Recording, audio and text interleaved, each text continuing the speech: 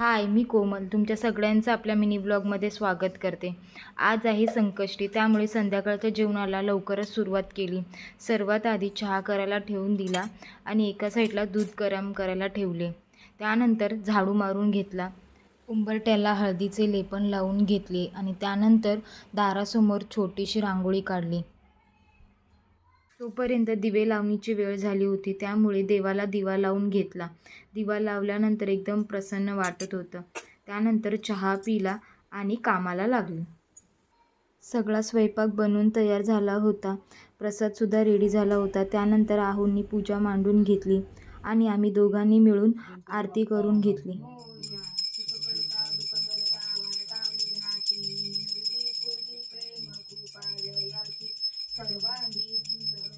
आरती झाल्यानंतर देवाला नैवेद्य दाखवला आणि आम्ही जेवून घेतले. असा होता आजचा दिवस. भेटूया नेक्स्ट व्लॉगमध्ये.